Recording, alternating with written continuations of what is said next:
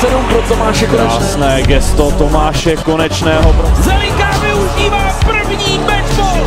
Vítězí. El Niño vede 2-0. Jakub Zelinka. Onderka ale trefuje. Forehandový přechod. Onderka to nakonec ubojoval. Udělal si to o dost těžší, než to muselo být.